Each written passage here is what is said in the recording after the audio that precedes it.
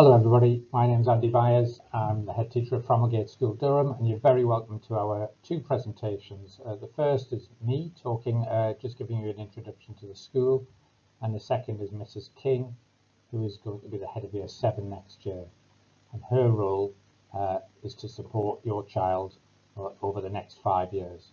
So this presentation will hopefully give you a bit of an overview. We're really sorry that we haven't been able to do this face-to-face, and we're even more sorry that we haven't been able to invite your child into school as part of the transition process, because that we've found in the past that helps a lot. But we are where we are, unfortunately, with COVID, and our biggest priority is keeping everybody safe. So please bear with us. If your child's watching this with us, I would encourage them. I'm glad that they are. If not, I would encourage you to get your child to just sit down. It doesn't take too long.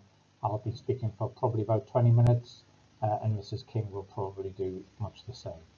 So thank you for joining us, and we'll kick off with the rest of the presentation.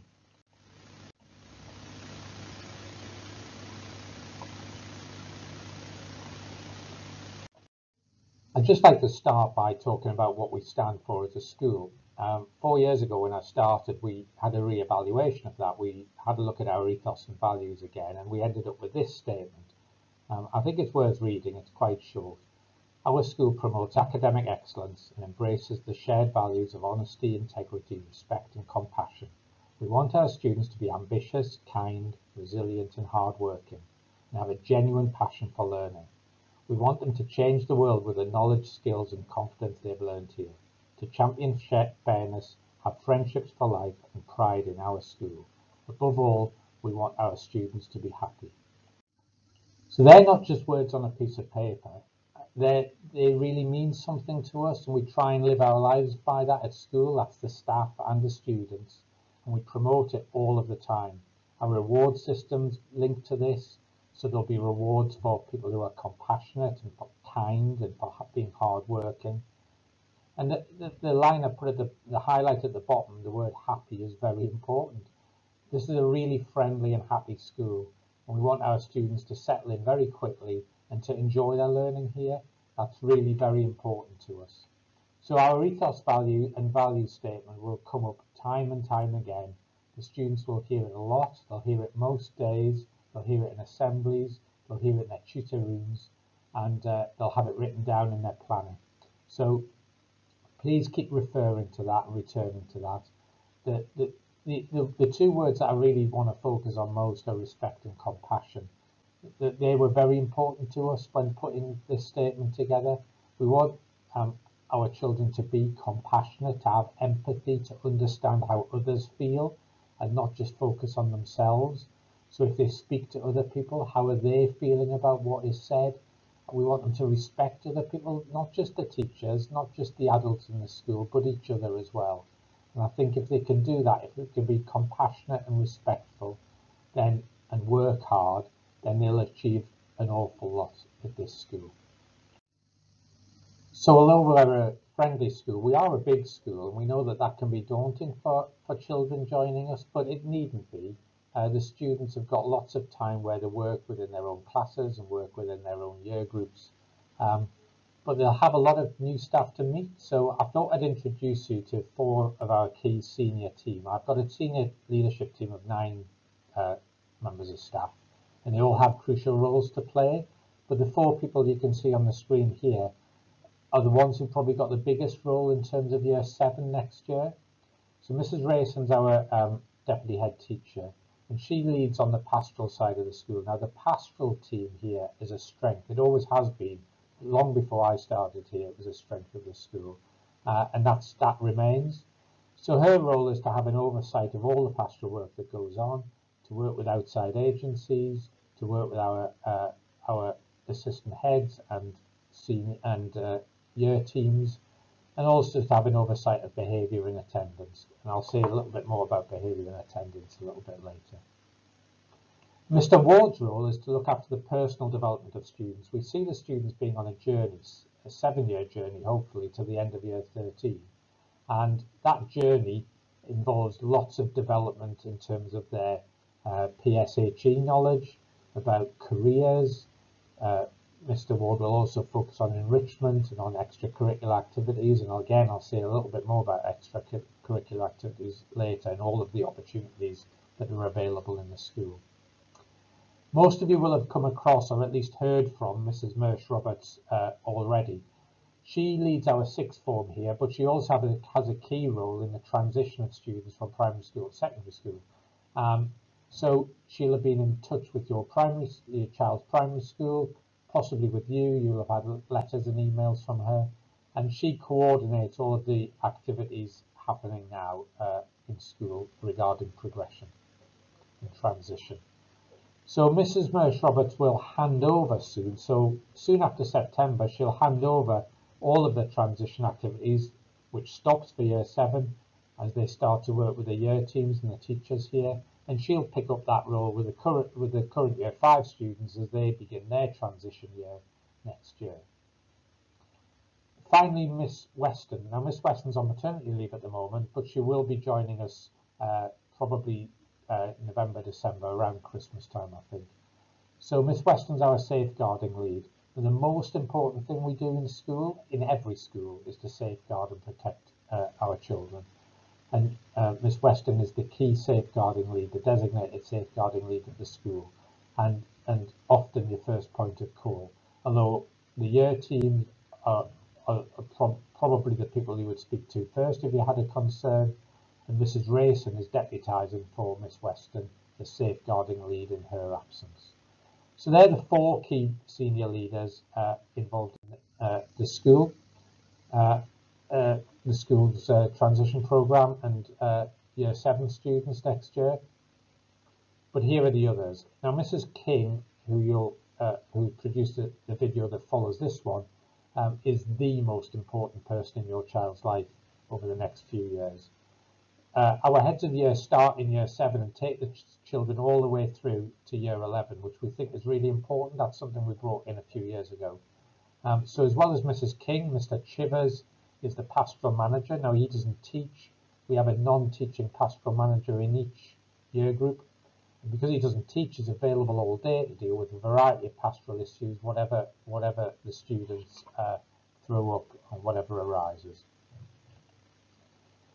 Mrs. Danson, some of you will have met, is our Senko, and your child will have a dedicated tutor who again will stay with them for 5 years and get to know them really well. That's a very important part of pastoral care, is to build relationships and know the children well. So Mrs. King is going to say a few words about all of the step tutors next year, and she'll introduce you to them. Your child won't find out yet which tutor group they are in quite yet, but you'll be introduced to them tonight. So I want to say a little bit about the school day. Now, this is a little bit different from what children are used to in primary school because they're going to be moving around during the school day between lessons. We have a 25-period week and a 5-period day. So students will get 5 lessons a day, and I'll say a little bit more about what those lessons should be in a moment. But we start the day with step 1. Step is the name we give to our tutor program. And the step 1, the registration in the morning, is basically to register the students in school, to check that they're prepared for the day, to check uniform and equipment, and to make sure they've come in the right frame of mind, ready to learn. So that takes place between 8:30 and 8:45, and once that's over, we kick off with our lessons. So we have hour-long lessons, but I want to say a little bit about period 4. One of the things that we did during the COVID pandemic was we split the students up into bubbles so that they could have lunch separately. And we really like the way that's worked. So we're going to keep separate lunches next year. So year 7 will have lunch on their own without any of the year groups there. That means that they all get a seat, they all get served quickly, and they have a nice environment in which to eat their lunch. Now, period 4 works in this way, and you can see on there it looks a little bit complicated. But year 10 and 11 basically have lunch first and then go to their period 4 lesson. Year 8 and 9 have their period 4 lesson and then go to lunch. And year 7, along with our 6th one, but year 7 have lunch in the middle. So they start period 4, then their teachers will dismiss them for lunch, and then they'll go back to the same lesson to finish for the second half of that before they move on to the final lesson of the day. So that's our school day. And this is the Year 7 curriculum. So the Year 7 curriculum, as I said, was split into 25 lessons a week, and students do a variety of subjects: maths, English, science. Most of the subjects on there they get weekly, so 4 lessons of English a week, 3 lessons of maths. But in PE and PSHE, they get an odd number of lessons each week, so it's 3 per fortnight in PE and 1 per fortnight in PSHE. Many of those subjects the students will take right the way through school. So English, maths, science, either geography or history. They'll take religious studies, they'll take PSHE, vast majority will take French. And then they have some option choice, which they'll choose at the end of year 8 before moving into their GCSE years in 9, 10 and 11. So that's the curriculum. And if you want some details about the topics that are taught, and the students might want to be interested in to know what topics they're going to be learning about, you can find all that on our website, which I'll flag up at the end of this presentation. Unfortunately, I'm going to have to say a few words about COVID. Now, we hope in September that the third wave will have died out, that things will be a little bit easier, and that we'll have school pretty much back to normal. But we can't assume that. We had assumed that quite recently, but of course we've suffered a recent spike, which is why I'm talking to you on video tonight and not face to face. So we're not quite sure how things will pan out in September. But we've taken the safety of young people really seriously here. One of the things that we did right way back in September was require all students to wear face masks in school and including in lessons. And that has reduced the number, I think, of infections that we've had. And until this week, it's been really quite low. We've had very few students being absent, but we don't quite know how things are going to be in September. So in the absence of any more information, what I would ask is that on the first day in September, you send your child in with a face covering, a face mask. Obviously, if they travel on buses, they may need one anyway. But please send them in with a face mask so they've got it, and then we'll be able to provide more information about how things are looking at the time. So as long as they've got that in their bag and ready to wear if they need it, then they should be fine. We do a number of other measures to keep students safe. The main one of which is keeping year groups separate as much as we can, and that will probably continue anyway, whether the COVID arrangements relax or not. So that, again, like lunchtime, that's worked quite well. So I'd like to focus now, just finally, on a few key issues in school. The first is the importance of reading. Now, there's a lot of evidence to say that reading is very important for a child's future attainment. And hopefully your child reads now and enjoys reading now. But we know that not all children enjoy reading. We've got a big programme in place next year to try and focus on reading and promote reading for pleasure, but also improving our skills through reading. So that will be explained in due course in September. But in the meantime, I'd really ask parents to support your child in their reading.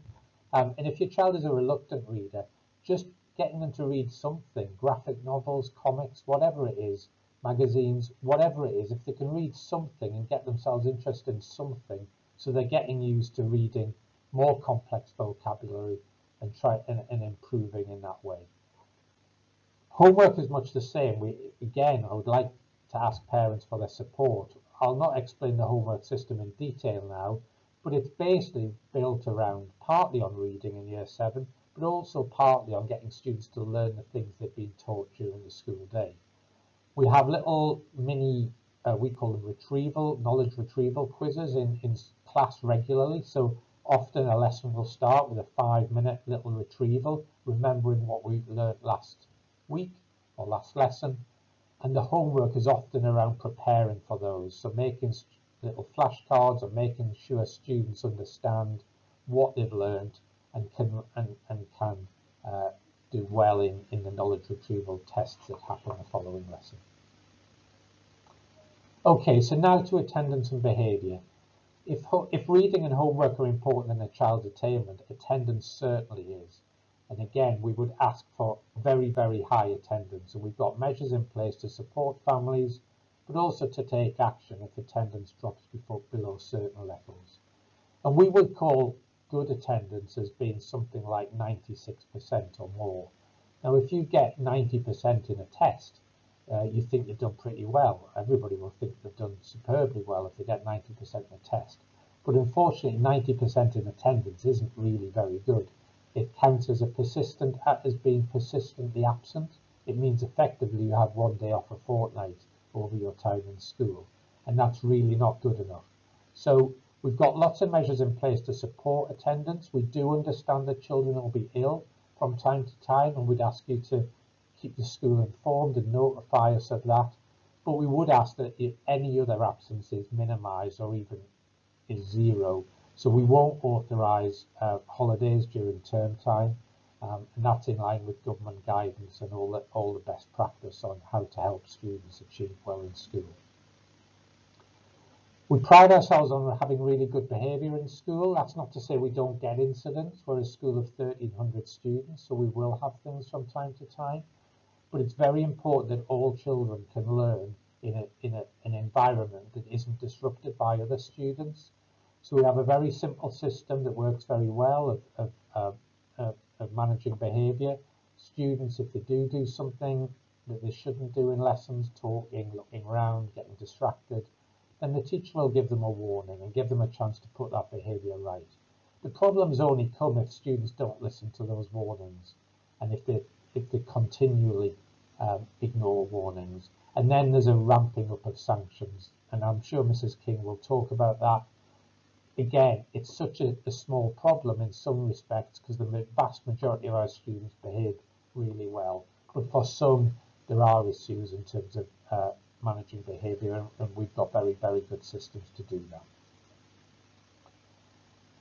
Okay, so this is I just wanted to say a little bit about parents and our expectations of you. Now, this is a very small percentage of parents I'm talking about. We're blessed here with very supportive parents who are not only supportive of the school, but they've been supportive of the measures we've taken during COVID, and they've been very supportive of me personally since I've been here over the last 4 years, and I'm very appreciative of that. Unfortunately, as in society, parents in schools are no different.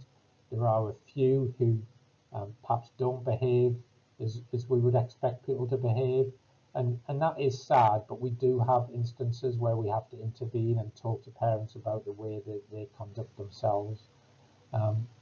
So please bear that in mind in your dealings with us. We ask your students to be respectful and compassionate. We believe we are ourselves as staff, but we would ask parents to be that too in their dealings, either in their emails, in their phone calls, or in their face-to-face dealings with us. Please be polite, please be patient with us. Please understand that our job is not an easy one, and my staff are working hard. I've never met a parent yet, ever, who doesn't want the best for their child, but very occasionally that can step over into behaviour that is not particularly conducive to good relationships. So please bear that in mind. As I said, it's a small problem with quite a minority of parents. Okay, just want to say a little bit about extracurricular activities, and if your child's watching this, perhaps this is a bit they'll be particularly interested in. We have a huge number of activities in school, and I would really encourage your child to get involved in as many of them as possible, or at least to try something, to try and get involved in something. So we've got lots of good sports teams that are very competitive, but for those people who like sport but aren't particularly competitive or don't want to compete, there's lots of sporting opportunities to be involved in fitness or in running or in our climbing wall. We even have a surfing club. So there's lots of opportunities to get involved just for enjoyment.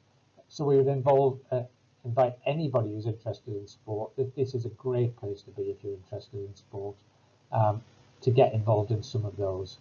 We have lots of performing arts activities. We have a drama club we call Framda, which does a production every year. Unfortunately, that was cancelled with COVID, so we're looking forward to getting back onto that and getting a school production in place. If you're into drama or you're into music, we have choir, we have orchestra, we have individual instrument lessons.